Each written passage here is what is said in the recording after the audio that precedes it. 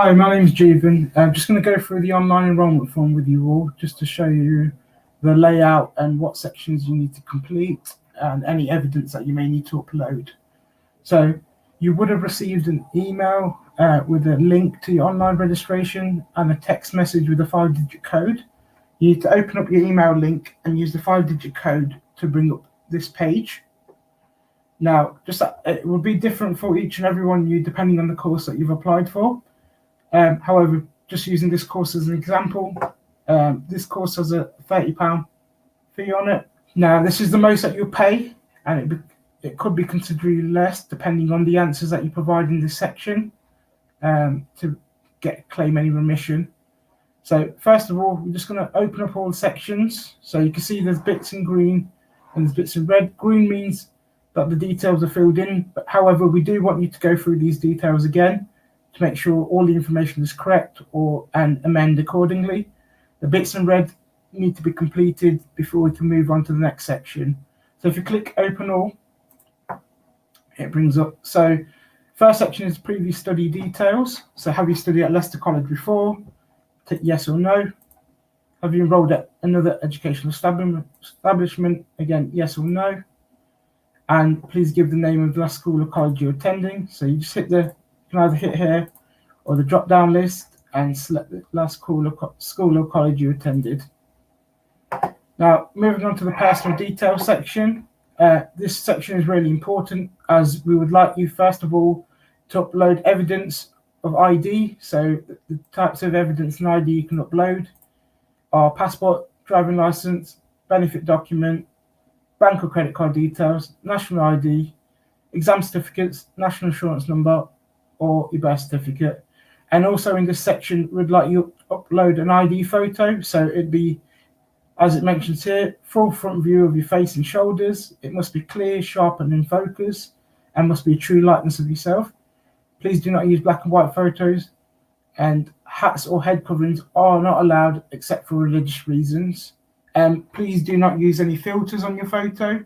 So just as you would for a passport photo, your head and shoulders, but we do allow you to smile in these photos, okay? So how to upload the documents, so both your ID and your photo of yourself is upload evidence, choose the file that you want to select. Now this can be a scanned copy that you may have taken or a photo that you've uploaded. Find where you've saved it, click open, and then hit the upload button. Should upload the document for you. Okay, so each time you upload some evidence, it'll go back to this screen, and then you just open up all the sections again. So as you can see here, I've uploaded the file and it's showing here. Now just going down to your actual personal details, please complete all sections as full and accurately as possible. In terms of your legal first name, we would like you to use your full name as it appears on your passport or birth certificate. So if, for example, you're Joseph, please do not put Joe, please do use Joseph, as this is the name that will appear on your exam certificates, and any changes that you may want to make at a later date will incur a cost. So you've filled in the sections, you get down to the date of birth. Now, this is the only section that you cannot change. If you realise here that your date of birth is actually incorrect, you need to email us at info@leicestercollege.ac.uk. Please provide us with your first name, your full name, your actual correct date of birth, and a few other details so we can verify who you are. Now, in the national insurance number section, this is critical if you're 19 plus. If you've got a national insurance number, we'd like you to pop it in here, especially if you're trying to claim a remission, i.e. benefit or low income. Without this national insurance number, it may delay your enrolment. So moving on to the address and contact details. So please check the address that we have on the system is correct. If it needs updating, please do so. So amend accordingly.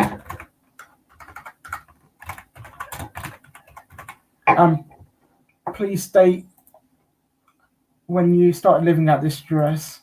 Same with any previous addresses, you need to populate them. And again, we're only asking for information if you've moved address within the last 10 years. Please make sure that the mobile number and email that we have for you is the most up to date. If any of these have changed, please amend accordingly. You will need to confirm your email address for security reasons. So this box, you cannot just copy and paste the one above. It won't let you do that. You will need to type it in manually.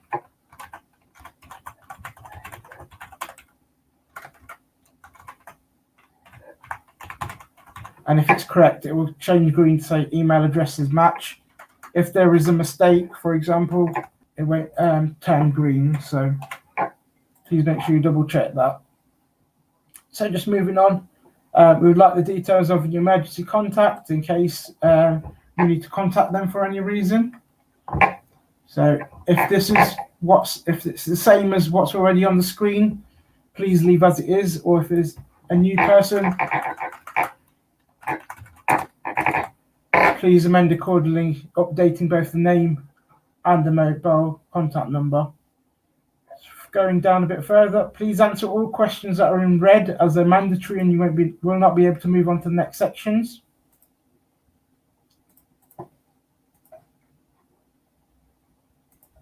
Okay.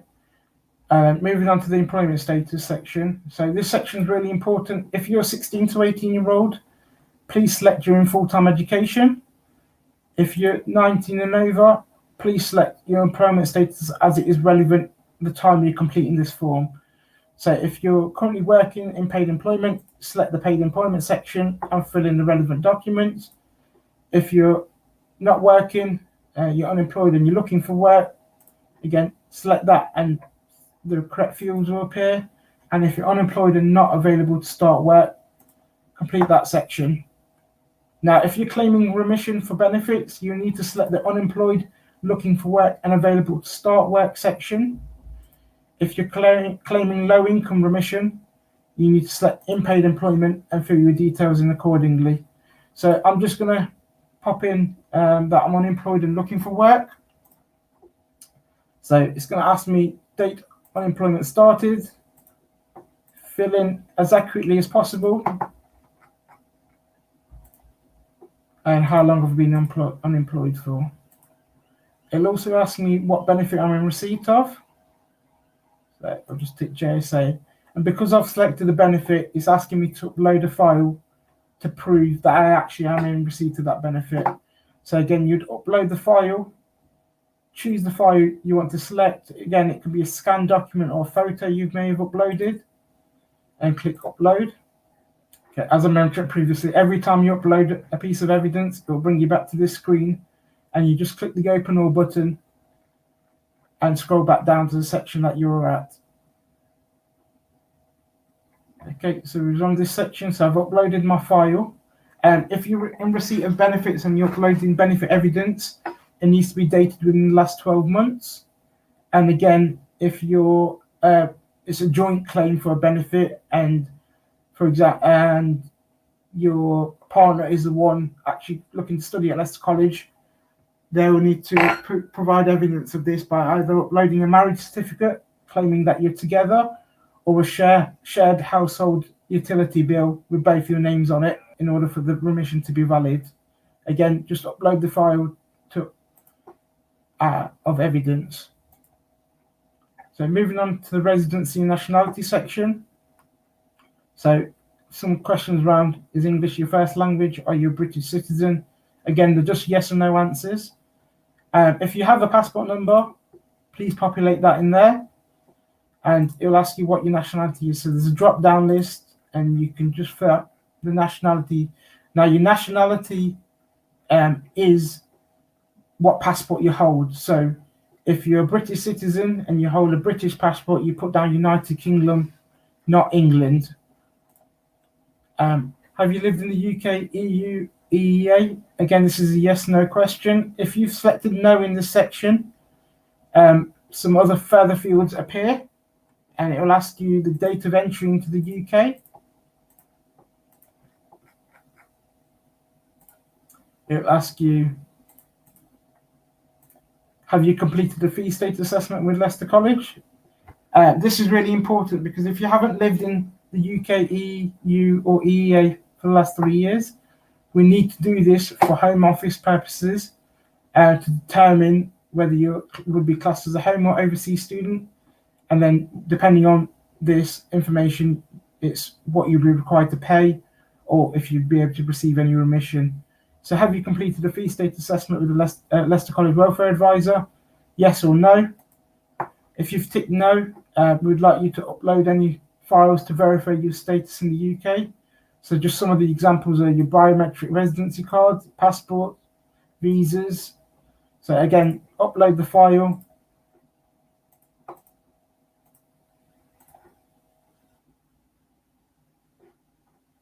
Okay, just go back to open all, back to the section. So again, as I mentioned, please answer all questions in red.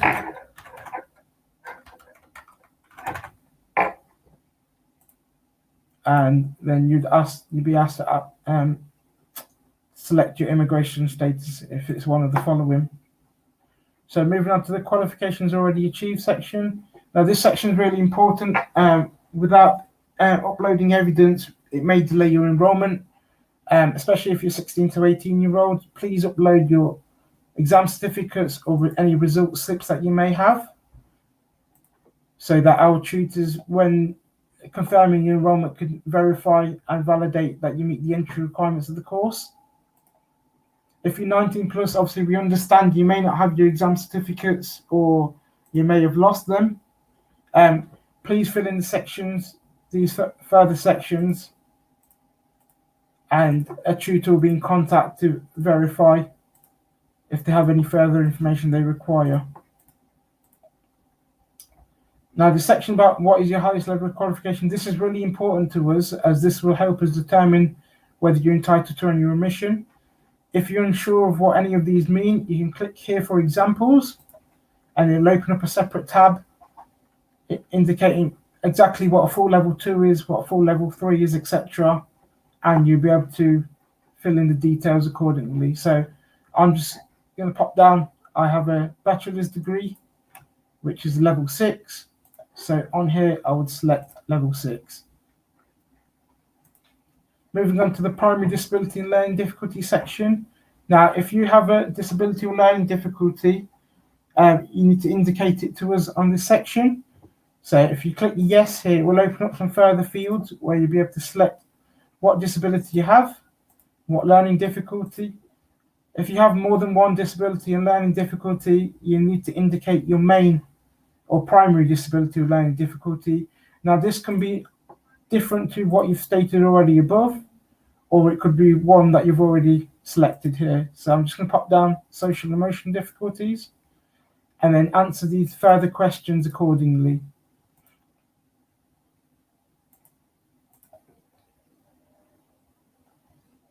Okay, moving on to the finance section, you need to pop down who is paying your fees. So are you paying the fees yourself? Is your employee sponsor paying? If your employee sponsor is paying, you'll be asked to provide some details about your employee sponsor, i.e. the company name, any contact numbers and email addresses and their address, so that we can send them out an invoice if required. Paying myself but claiming from employer sponsor. Advanced learner loan. So if you know you've applied for the advanced learner loan and you've received the confirmation letter, this is where you would need to upload it. So again, upload the file, choose the file you want, and click upload.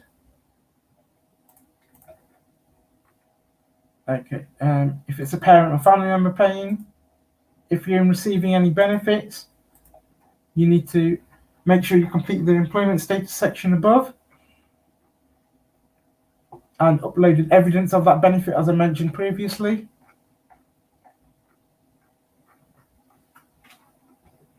If you're earning less than £17,004, as I mentioned above, you need to fill out the employment section, tick that you're in paid employment, and then you will need to upload evidence of your earnings. So this will be a wage slip dated within the last 3 months, or if you just recently started your employment and you don't currently have a wage slip, it can be your current employment contract. And if you're self-employed, you need to upload your last self-assessment return. So again, you'll just upload the file, select the file and upload it accordingly. Moving on to the declaration and terms and conditions section. So this is where we ask you, it's a college privacy notice. So whether you want to opt in to receive additional information.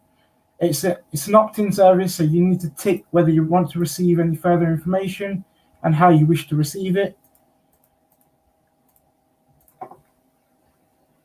Again, how would you like to receive any correspondence, by post, phone, or email? And whether you give it permission to use your photos for marketing and college activities. Again, yes or no.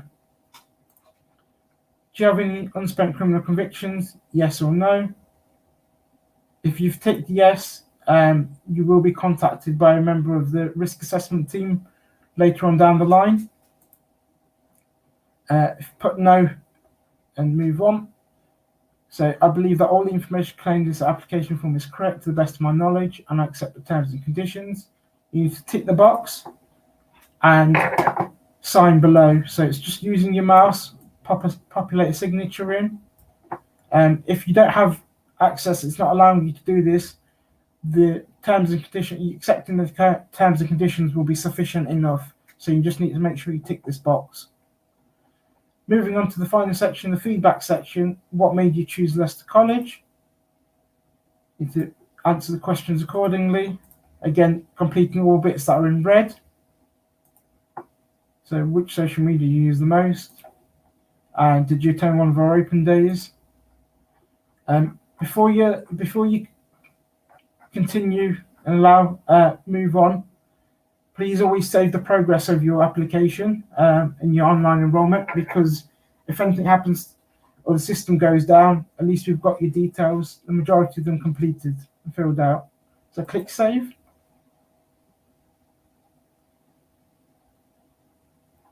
Progress saved, and then if you click continue, are you sure you wish to confirm this information is correct? Click yes or no. What I would suggest you do is also make sure that you go back and make sure all these relevant areas are complete and you've uploaded any evidence as required, because it may delay your enrolment if there's any information missing that we may need to contact you about later.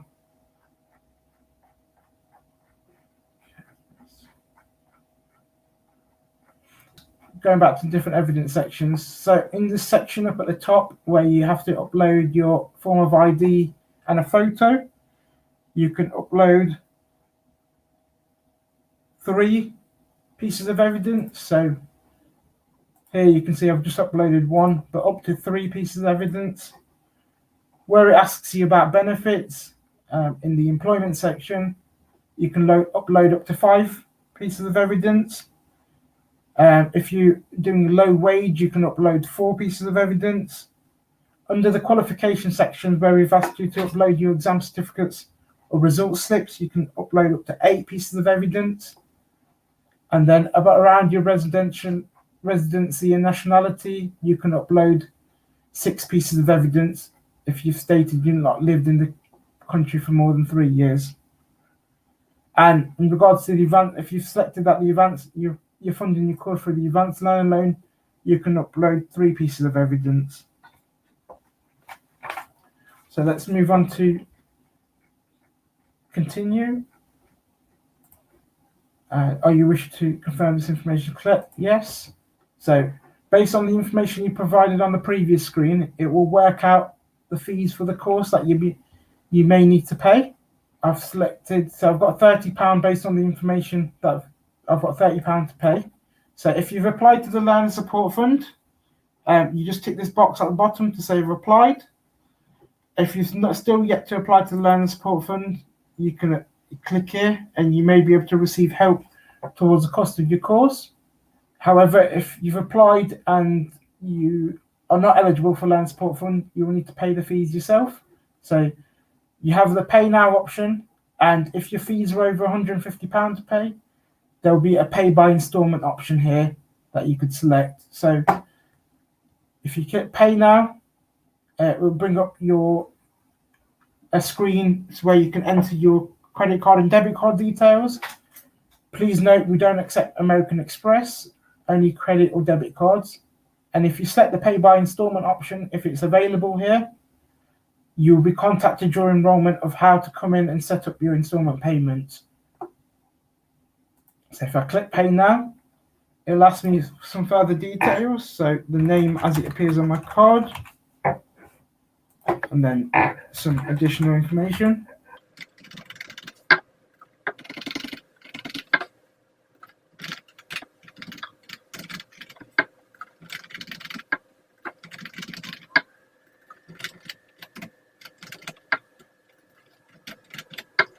And then you just click save, and then it'll ask you